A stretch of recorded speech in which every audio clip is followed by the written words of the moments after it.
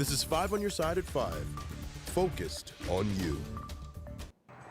We're 8 days from Christmas, and St. Louisans are rushing to retailers this weekend for the holiday rush. Good evening, I'm Mike Bush. If you're looking for those last-minute finds to gift your family and friends this year, it's not hard. 5 on your side's Travis Cummings caught up with retailers and shoppers in Midtown. So my girlfriend and I decided a few days ago that we were going to go on a date day, so I planned a surprise date day out to the winter market. The City Foundry and its winter market pop-up is the perfect stop for this couple. You got some last-minute shopping to do? All of it. All the last-minute shopping. Just because we like organic markets and local vendors and stuff like that. That local aspect is like a carol to Cameron Wilson's ears. And that's all that's in their shopping bags. I'm a real estate agent myself, so I'm all about supporting people who help the community and help the environment locally and help boost local economy. The Foundry grounds are just one place shoppers were out browsing Sunday, looking for cool gift finds and a good sale too in the last stretch before Christmas. 10 days, it's like, Christmas is here, I gotta get my shopping done.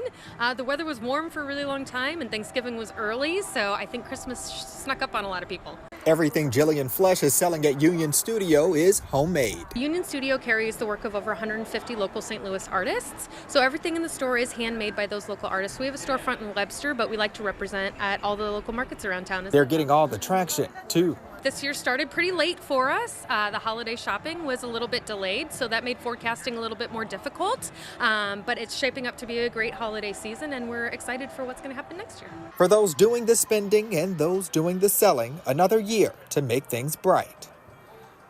Reporting in Midtown, Travis Cummings, 5 on your side. The National Retail Federation says Americans will spend $875 on average on gifts, decorations, food, and other seasonal items this year. Well, the weather may have kept some people from getting out to shop this weekend.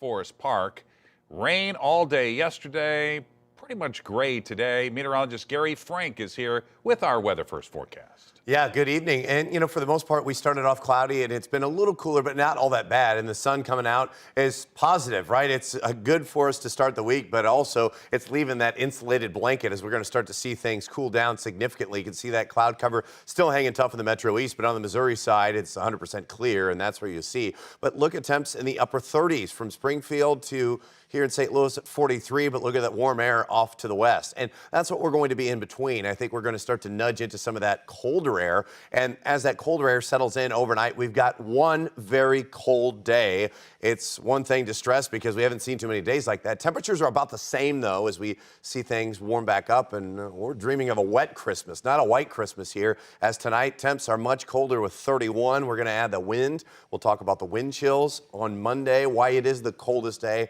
and we'll look ahead to why we get stuck in this pattern as we head toward Christmas Day. Okay, Gary. Creve Coeur police are investigating threatening email messages sent to 3 Jewish synagogues. We're told the message implied there were explosives inside the facilities, but police looked and found nothing. They say there are no safety concerns at the moment. Now they're trying to find out who sent the threats and if they're related to similar statements received at other synagogues around the country. We're continuing to follow a developing story this weekend. Members of the Teamsters Union have voted to authorize a strike at Anheuser-Busch. If the union and Brewer fail to agree on a new contract, the company's 5,000 workers around the country will go on strike. The current contract expires February 29th. Demands include job security, better pay, better health care, and retirement benefits. Anheuser-Busch issued a statement saying it's committed to negotiating in good faith with the union to reach an agreement that recognizes and rewards the talent, commitment, and drive of our employees. Nurses at St. Louis University Hospital are also talking strike. The union representing the nurses says a 2-day strike will begin on Wednesday, December 27th at 7 a.m. The nurses voted to approve a call for a strike last week. The union and SSM have been in contract negotiations for nearly 8 months. This is video from the last time the nurses walked the picket line in September. According to the union, SSM Health is outsourcing nurse jobs instead of hiring full-time union staff nurses who are invested in the community. SSM Health responded saying it's disappointed with the authorization. Tomorrow, the Ferguson-Florissant School District will hold a public meeting to address violence in schools. It's been called a Superintendent Advisory Council community meeting. District officials are asking the community for help to find ways to address and eliminate incidents of conflict and fighting. The district has increased preemptive measures, including emotional and mental health support for all of the students. It'll be held at 6 o'clock tomorrow at the District Administration Building. Police in St. Louis investigating 2 deadly crashes. The first one happened early this morning in North St. Louis. Police say a woman died when she drove into the Halls Ferry Circle the wrong way and hit a utility pole. Her name has not yet been released. An earlier crash killed a woman in South St. Louis. Police say the driver lost control of her SUV overnight on Germania and hit a pillar near the River des Peres walkway. She died at the scene.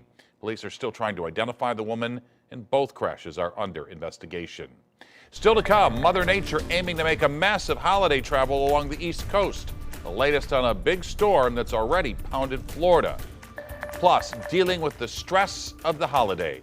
Some advice if it's getting to be too much.